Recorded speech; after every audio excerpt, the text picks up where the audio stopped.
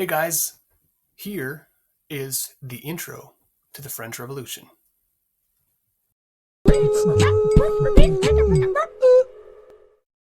Okay, you have access to this handout, so you can read along if you would like, but I'd like to read it with you, give you some background into this unit. It is the whole unit in a nutshell, so what you don't understand after reading this is something you could understand in a whole lot of detail once we get through it all. So bear with us, let's give this one a try.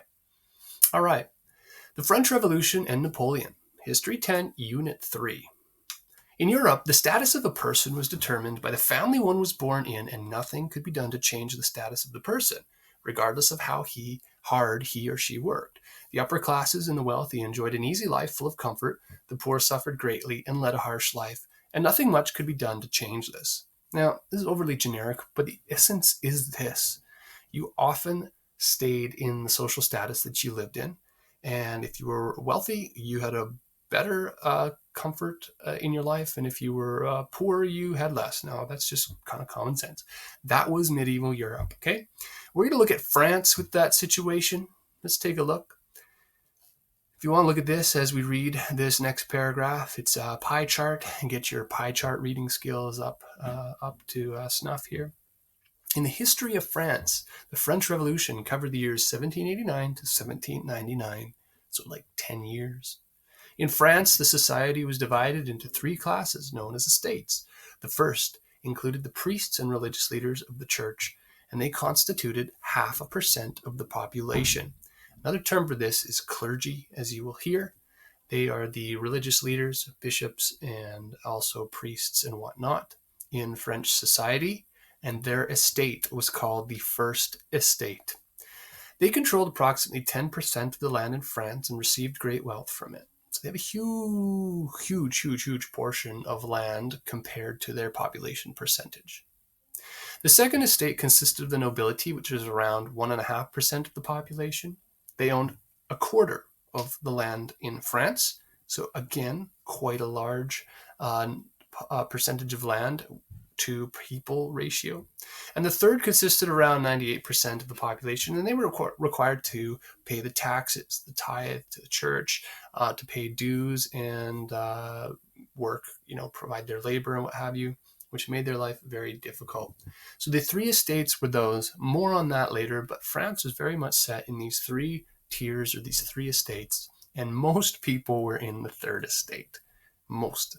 I would venture to guess all of us would have been in the third estate. And there's nothing we could have done to kind of advance that transition between those estates other than becoming part of the clergy. But you'd have to be a priest. In 1789, Louis XVI was king of France, as he's pictured there.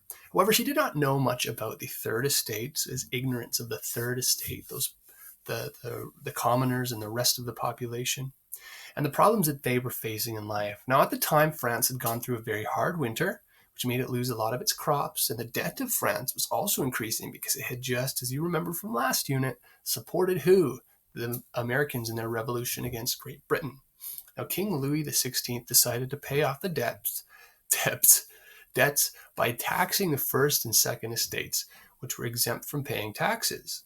Exempt from paying taxes means that both the religious leaders or the clergy and the nobility did not have to pay taxes. However, because of the desperate times facing the country, Louis XVI called a meeting known as the Estates General, to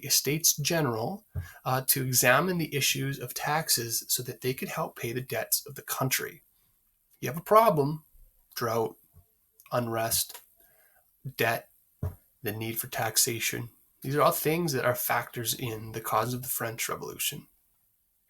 More about the Estates General as we look at the unit.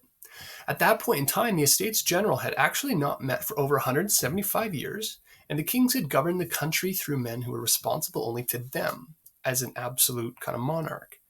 The kings did not have any knowledge of what issues the common people were, what they wanted, or what they were thinking.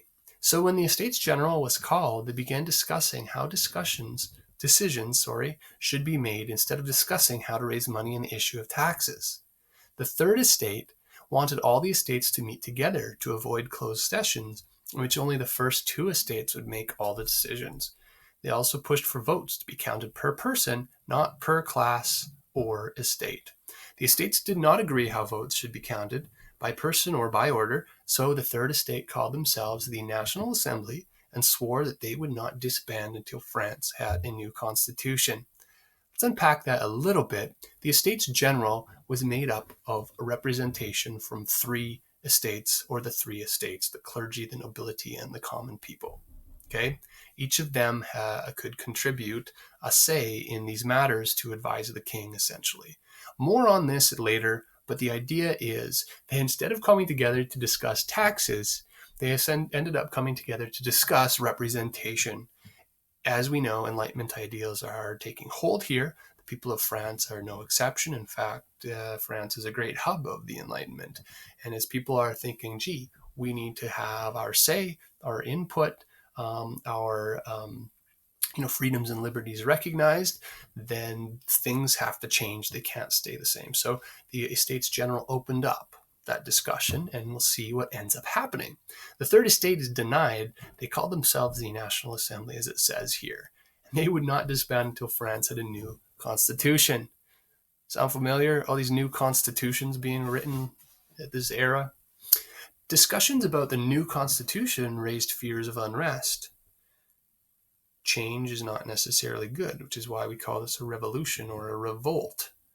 So the king and whatnot sent troops into the city. And by the way, what city?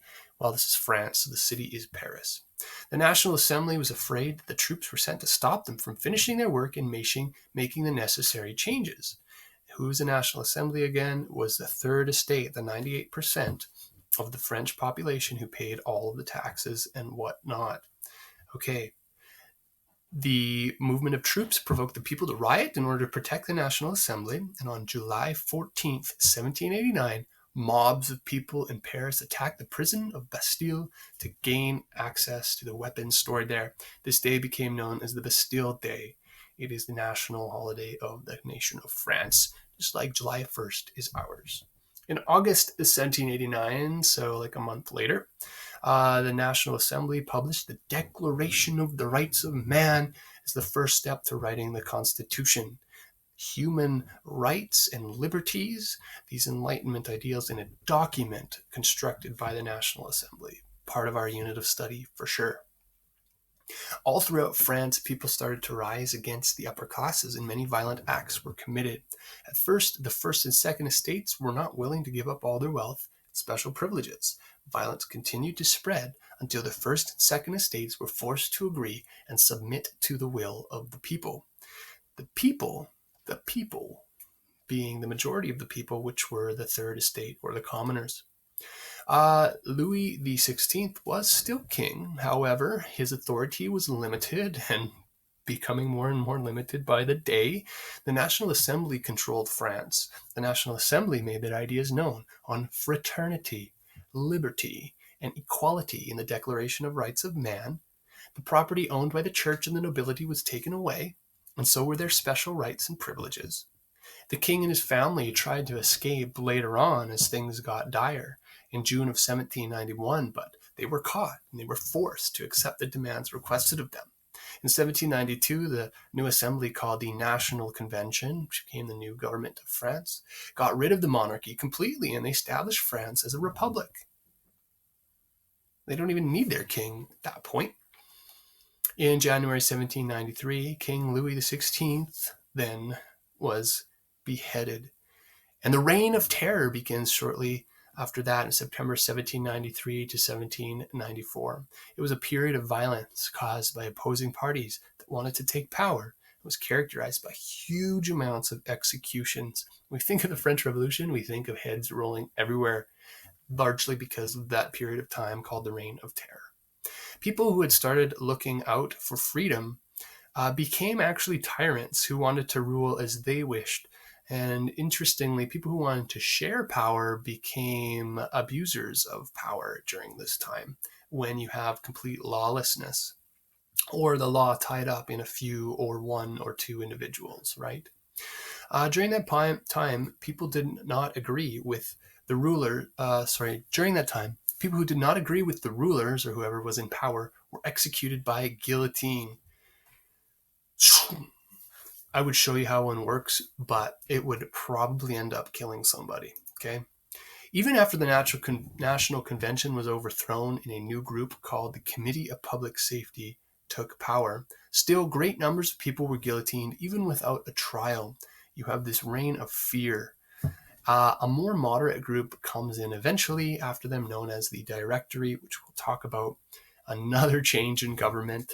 You have a lot of turmoil during this decade in France's time, but they were also corrupt, so that in November 1799, a general by the name of Napoleon Bonaparte overthrew the rulers by taking advantage of their weaknesses. He declares himself Emperor of France, becoming one of the most powerful leaders in Europe.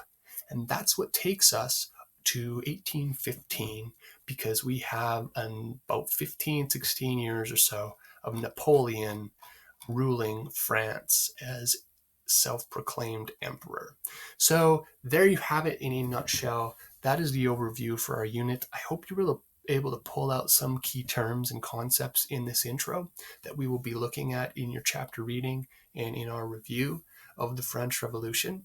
But in a nutshell, what it does, it gets rid of the monarchy. French monarchy tries to set up a system of government following Enlightenment ideals. It falls into crazy corruption because of crazy ideas, and it eventually leads to a military dictatorship in Napoleon Bonaparte.